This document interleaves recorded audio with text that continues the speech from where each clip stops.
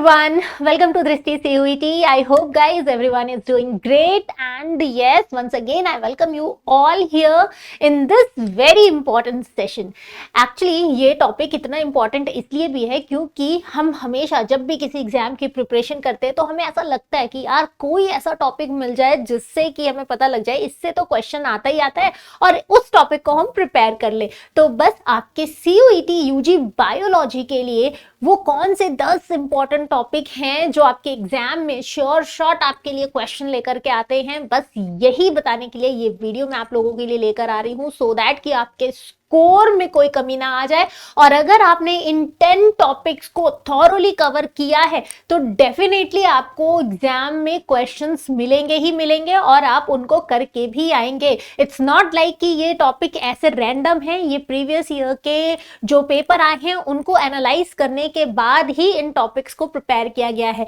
तो चलिए स्टार्ट करते हैं session without any delay. But meanwhile guys, आप सभी फटाफट से इस सेशन को अपने सभी फ्रेंड्स के साथ शेयर कर दीजिए सो दैट उनको भी इस वीडियो का बेनिफिट मिल सके। And let's get start without this delay. सबसे पहले मैं आपको CUET का जो आपका सिलेबस होने वाला है, यूजी एग्जाम का जो सिलेबस होने वाला है बायोलॉजी का, मैं एक बार वो ओवरव्यू दे देती हूँ क्योंकि कई बार ये होता है कि हम कंफ्यूज रहते हैं कि सिलेबस में आएगा क्या, राइट। तो प्योरली आपको क्लास 12th की जो आपका सिलेबस है NCERT का, यूजुअली जब आप NTA की वेबसाइट पर CUET UG का बायोलॉजी का सिलेबस डाउनलोड करोगे ना तो आपको सारा टॉपिक वही 12th NCERT वाला ही मिलने वाला है, राइट। तो यहां से आप चाहो तो स्क्रीनशॉट भी ले सकते हैं और यही टॉपिक्स आपको प्रिपेयर करना है, यही सिलेबस आपको प्रिपेयर करना है अपने CUET UG बायोलॉजी के लिए।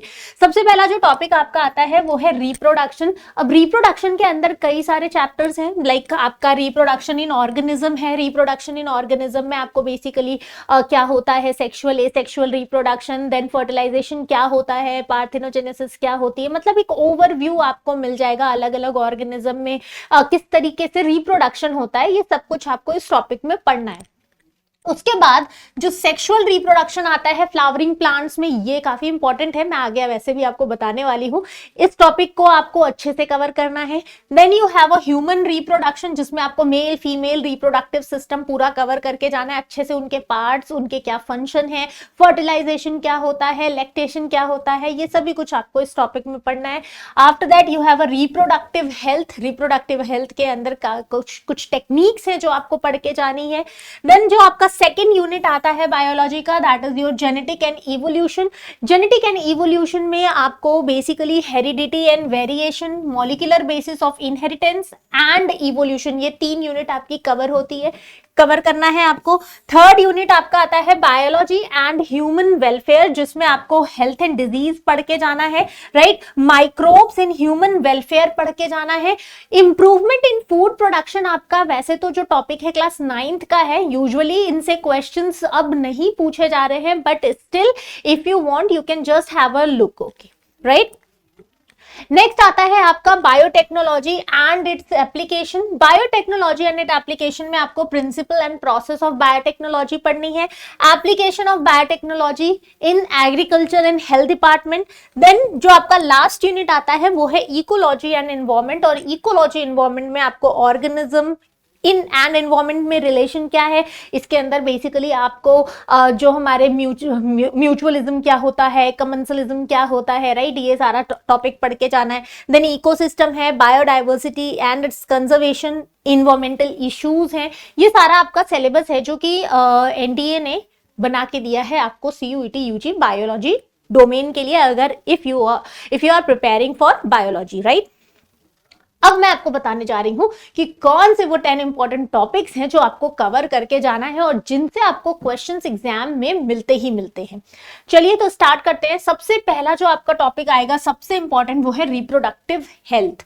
अब देखो, रिप्रोडक्टिव हेल्थ के अंदर आपको यूजुअली जो क्वेश्चंस पूछा जाता है वो इनके टेक्निक से पूछ लिया जाता है, जैसे कि IVF क्या होता है, राइट, देन GIFT क्या होता है, GIFT क्या होता है, ये सभी जो टेक्नोलॉजीज है ना, ये सभी से आपको question direct match the column में, कभी इनके फंक्शन से क्वेश्चन पूछ लिए जाएंगे, तो ये तो आपको कवर करके जाना ही जाना है। टेक्नोलॉजी ये बिल्कुल भी नहीं छोड़ना है।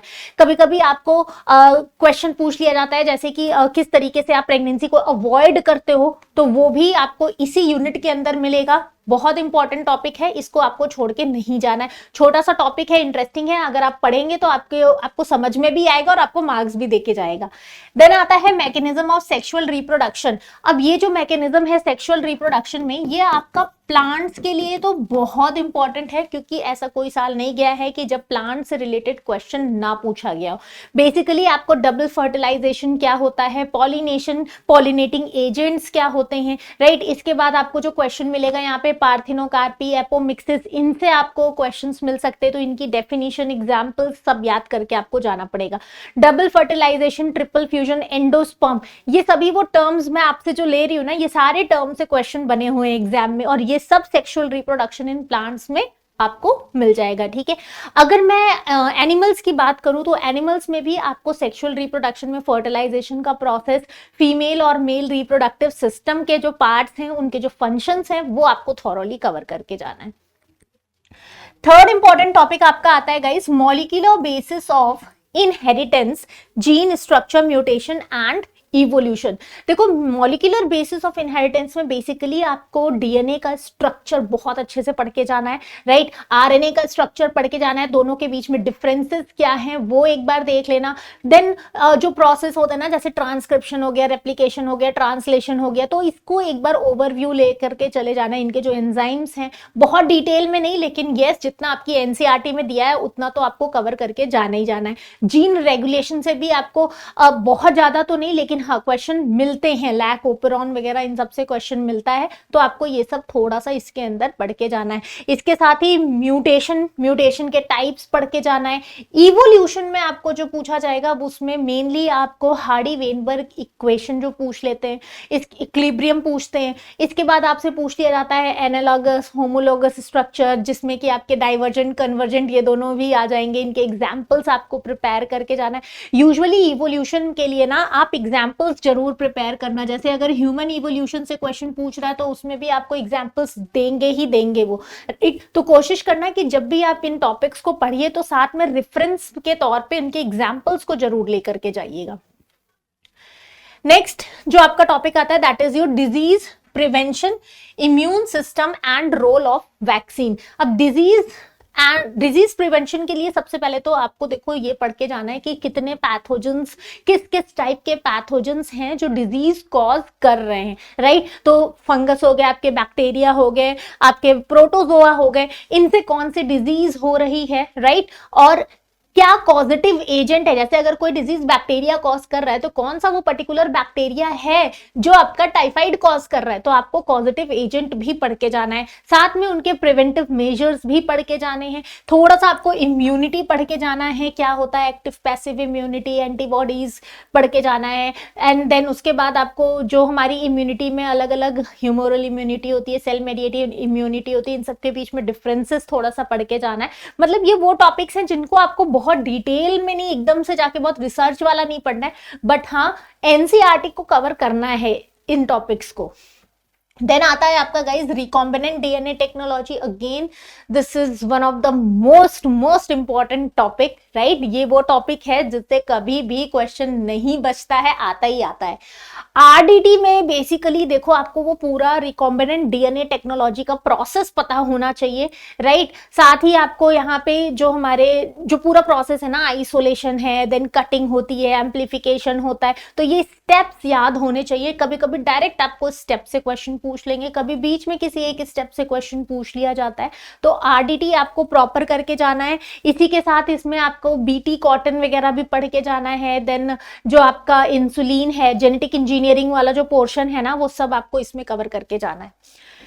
हेरिडिटी एंड वेरिएशन में आपके अगेन मेंडल वाले आ जाएंगे, राइट। इसके अंदर आपको मेंडल के एक्सपेरिमेंट्स पढ़ के जाना है। कभी डायरेक्ट आपको ऑब्जर्वेशन से क्वेश्चन आ जाएगा, कभी आपको रेशियो से, जीनोटिपिक फिनोटिपिक रेशियो से क्वेश्चन आता है। खासकर जो डिसऑर्डर्स होते हैं ना, क्रोमोसोमल डिसऑर्डर और जो आपके मेंडेलियन डिसऑर्डर्स होते हैं, इनको जरूर पढ़ के जाना है आपको। डाउन सिंड्रोम, किन-फ्लिंटर सिंड्रोम, इन सबके बीच में डिफरेंस क्या होता है, कैसे ये डिसऑर्डर्स होते हैं, ये सारा कुछ आपको पता होना चाहिए। नेक्स्ट आता है आपका बायोडाइवर्सिटी कंजर्वेशन। बायोडाइवर्सिटी कंजर्वेशन में आपको in situ, ex situ, then hotspot, red data book, ये सारा कुछ पढ़ के जाना है। क्वेश्चन आता है डायरेक्ट, और यहाँ पे खासकर जो क्वेश्चन है वो आपके एग्जाम्पल से पूछ लिया जाता है। तो बायोडाइवर्सिटी कंजर्वेशन मैं कहूंगी कि हॉट टॉपिक है ना, और वैसे भी इन्वायरमेंट हमेशा हॉट टॉपिक बना रहता है। तो अगर आपके सिलेबस में इन्वायरमेंट टॉपिक है तो डेफिनेटली क्वेश्चन उससे आएगा ही आएगा।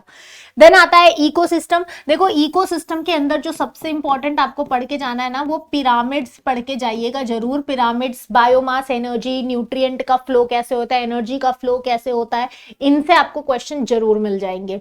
उसके बाद biotechnology application in agriculture and medicine की अगर हम बात करें तो यहाँ पे आपको जैसे इंसुलिन का प्रोडक्शन हुआ, इंसुलिन क्या करता है, कैसे प्रोडक्शन हुआ है इसका, जीन थेरेपी क्या होती है, राइट, किस तरीके से हम एग्रीकल्चर फील्ड में, जैसे बीटी कॉटन का डेवलपमेंट हुआ, तो किस तरीके से हम एग्रीकल्चर में और मेडिसिन में बायोटेक को यूज करते हैं, उनके एप्लीकेशन से आपको क्वेश्चन मिलेंगे। ओके, ह्यूमन जीनोम प्रोजेक्ट भी आप पढ़ के जाइएगा। ह्यूमन जीनोम प्रोजेक्ट भी बहुत इंपॉर्टेंट है, डायरेक्ट उसके फैक्ट से आपको क्वेश्चन मिल जाएगा। ठीक है, last but not the least guys, microbes in human welfare. So as you know, microbes यानी माइक्रो ऑर्गेनिज्म, वो सूक्ष्म जीव जो आपको आंखों से नहीं दिखते हैं, माइक्रोस्कोप से ही दिखेंगे, इसीलिए उनको माइक्रोब्स कहा जाता है, जो प्रेजेंट एवरीवेयर। अभी भी मेरे ना चारों तरफ माइक्रोब्स प्रेजेंट हैं, राइट, तो इनसे कोई बच ही नहीं सकता है। तो अब ऐसा नहीं है कि सारे के सारे आपको परेशान ही करते हैं, बहुत ऐसे माइक्रोब्स भी हैं जो आपको हेल्प भी करेंगे। तो हमें उन्हीं माइक्रोब्स के बारे में पढ़ना है, माइक्रोब्स इन ह्यूमन वेलफेयर, और ये बहुत इंपॉर्टेंट है। माइक्रोब्स किस तरीके से हमें हेल्प करते हैं, किस किस जगह पे हमें हेल्प करते हैं, आपको उनके एप्लीकेशंस, उनके नाम, ये सभी कुछ पढ़ के जाना है। जैसे माइक्रोब्स का क्या रोल है हाउस होल्ड फूड प्रोसेसिंग में, आपको ये कवर करके जाना है। इंडस्ट्रियल प्रोडक्शन में माइक्रोब्स का क्या इंपॉर्टेंट रोल होता है गाइस। इंडस्ट्रियल प्रोडक्शन की अगर हम बात करें तो जैसे आपके फर्मेंटेशन वाला प्रोसेस हो जाता है ना, ब्यूअर इंडस्ट्रीज में आपके माइक्रोब्स यूज होते हैं। इंडस्ट्रीज में जो भी आप माइक्रोब्स का यूज करके चीजें बना रहे हैं, क्या क्या प्रोडक्ट बना रहे हैं, वहां से क्वेश्चन आता है। ठीक है, वो पढ़ के जाना है। सीवेज ट्रीटमेंट में कैसे हम वेस्ट को ट्रीट करते हैं माइक्रोब्स के प्रेजेंस में। देन एनर्जी कैसे जनरेट होता है, जैसे आपके बायोगैस हो गए, बायोफ्यूल हो गए, राइट। देन आपका bio control agent and bio fertilizers. तो ये वो टॉपिक्स हैं जिनसे आपको sure and short biology CUET UG में क्वेश्चन मिलेगा ही मिलेगा। नोट डाउन करके रख लो ये सारे टॉपिक्स। अगर अभी नहीं किया है तो दोबारा से वीडियो को 2x में चलाना और सारे टॉपिक को फटाफट नोट करना, अपने बुक में टिक लगाओ और उसको कवर करना शुरू कर देना, right. With this guys we are ending up today's session, right, and all the best everyone। आप सभी अपनी तैयारी अच्छे से कीजिए, इन सभी टॉपिक्स को प्रिपेयर करके जाइए। फर्दर अगर आपको कोई डाउट होता है, if you want to connect to us, आप जस्ट हमें इस वीडियो के नीचे मैसेज कर सकते हैं, and from there I will take care with that. With this guys, thank you, bye bye, take care.